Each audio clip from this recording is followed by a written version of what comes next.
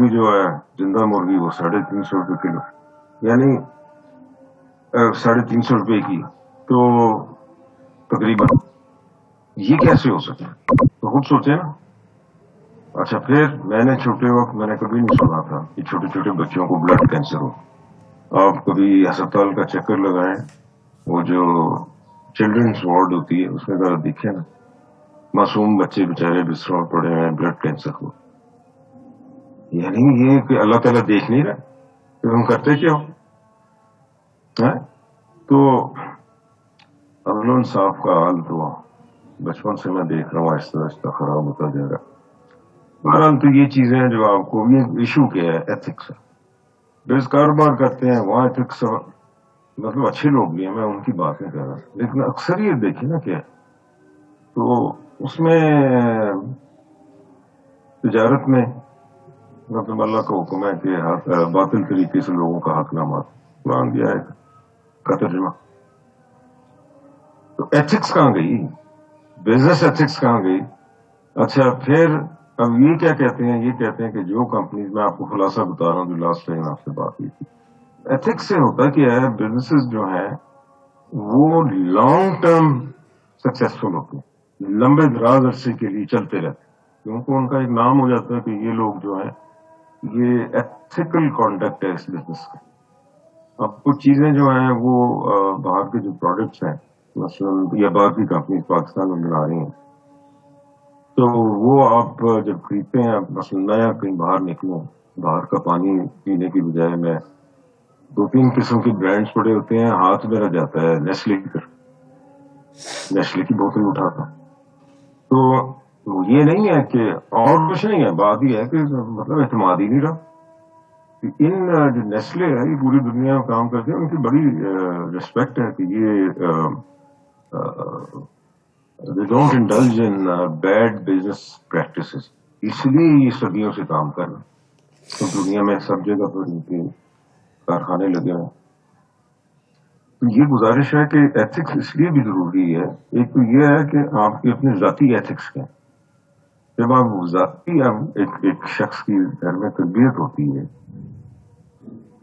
تو وہ کیا کرتا ہے کہ وہ پھر وہی ایتھکس اور تربیت لے کے جب نوکری پہ جاتا ہے تو وہی وہ اسی طریقے سے وہاں ٹریٹ کرتا ہے.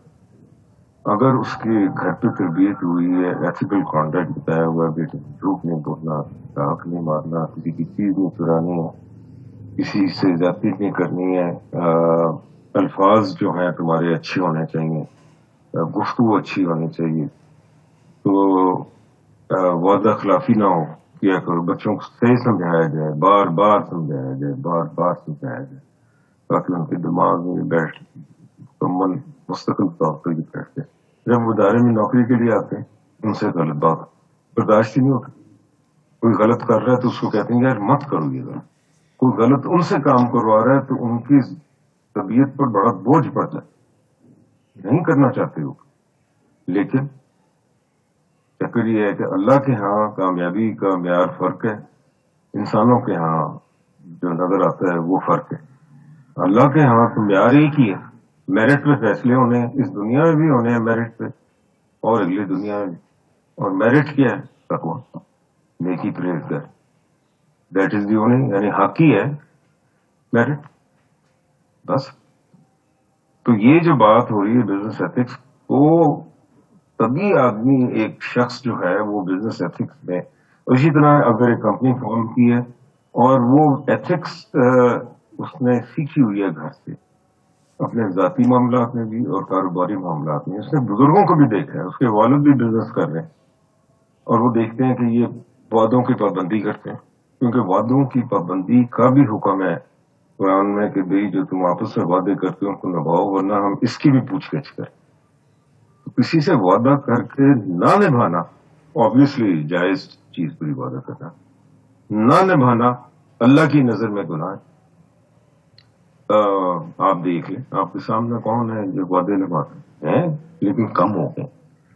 تو اس لیے جب اب ایک بزنس کام کر رہا ہے اور وہ جب وعدہ کرتا ہے کہ آپ نے کوئی چیز خریدنی ہے تو کہتے ہیں جی ڈلیوری 1 ہفتے کے بعد ہوگی.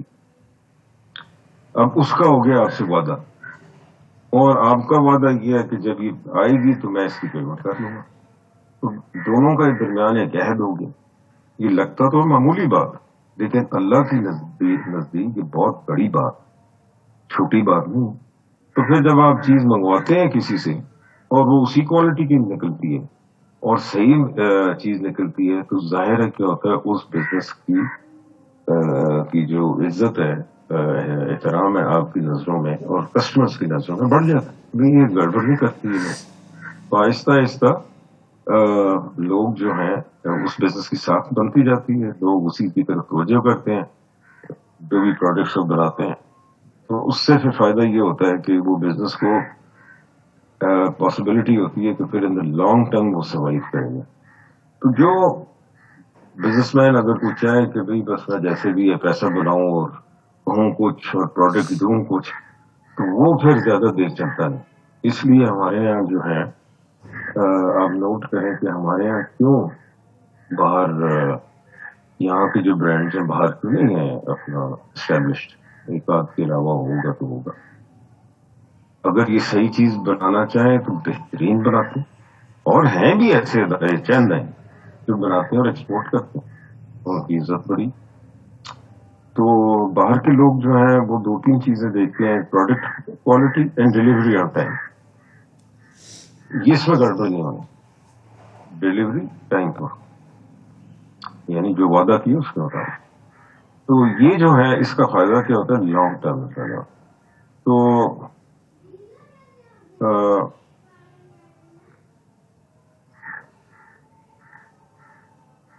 اب جو یہی ہم بات کر رہے تھے کہ انسان چاہتا ہے کہ مجھے کامیابی ہو. میں آپ کو اسٹیو جابس کی بھی مثال دے رہا تھا. کامیابی کا معیار کیا ہے ایک شخص کا؟ مال دولت بنانا ہے, اس میں ایک اسٹیٹس اچیو کرنا ہے دنیا کے اندر, کوئی ایسی پوزیشن ہو جس میں طاقت پاور ہو,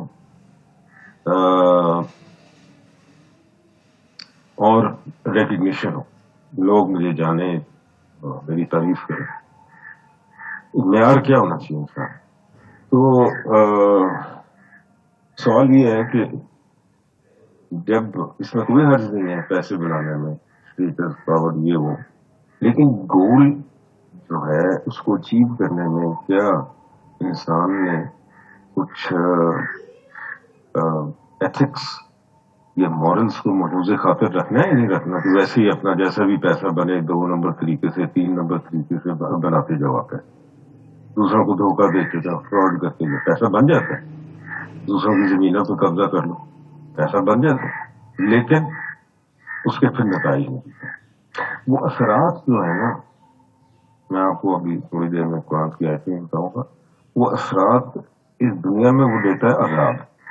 ٹھیک, پھر وہ کہتا ہے کہ جو آخرت کا عذاب ہے وہ اس سے بھی سخت. تو یہ جو ہے نا, بچپن سے میں تو یہ سنتا آیا ہوں کہ قرآن مکمل ضابطہ حیات ہے. اس کا مطلب یہ ہے کہ اس کے مطابق زندگی ہم بسر کریں. تو اللہ تعالیٰ کہتا ہے فذکر بالقرآن, رسول اللہ کو کہتا ہے کہ آپ صلی اللہ علیہ وسلم اس قرآن ذکر کا مطلب ہے کہ نصیحت کریں. تو آپ نصیحت کریں قرآن سے, لیکن اسی کو کر سکتے ہیں میں یہ خوف ہو وعید, جو میری وعید سے ڈرے, اس کو خوف ہی نہ ہو, اس نے کہا نصیحت حاصل کرنے قرآن سے ہے. تو یہ چیزیں, اچھا اب یہ جو سامنے چیزیں ہیں یہ ساری کی ساری وہی ہیں بات. تو انسان کو ضرور محنت کرنی چاہیے, اور اللہ تعالیٰ کہتا ہے آیت کا ترجمہ کہ ہم تمہیں دنیا میں اتنا ہی دیتے ہیں جتنا تم محنت کرو. تو اگر اس نے محنت کی, اور خاص طور پہ دیانتداری سے محنت, جو شریعت کی قرآن اور سنت کی جو حدود ہے اس میں رہ کر کام کیا, تو اصل کامیابی وہ ہے. پیسہ بھی بناؤ لیکن سینے کے ساتھ جوڑ کے نہیں رکھنا, جس طرح حکم ربی ہے اس کو صدقات, خراج, زکات دوسروں لوگوں کو بھی شیئر کریں نا. اس میں اگر ترقی کر گیا, میری ترقی میں دوسرے لوگ بھی شامل ہونے چاہیے. اسی کو وہ یہ کہتے ہیں کہ جو اسٹیک ہولڈرز ہیں، جب انگریزی میں، تو اسٹیک ہولڈرز صرف یہ تو نہیں ہے کہ آپ اور آپ کے دوسرے شیئر ہولڈرز ہیں، مالکان جو اسٹیک ہولڈرز میں تو آپ کے ملازم بھی ہیں، آپ کے کسٹمرز بھی ہیں، ان کو بھی فائدہ ہونا چاہیے، پھر آپ کے جو سپلائی آپ کو کرتے ہیں وہ بھی ہیں، پھر جو ارد گرد کی کمیونٹی ہے جہاں پر وہ فیکٹری لگی ہے، بزنس کرتا ہے، وہاں پر بھی جو ضرورت مند لوگ ہیں ان کا بھی خیال کرنا. اصل کامیابی ہے اللہ کی نظر. 10 گاڑیاں رکھ کے اللہ کی نظر میں گزرے نا کہ وہ کامیابی، اللہ کی نظر میں تو کامیابی یہ ہے. تو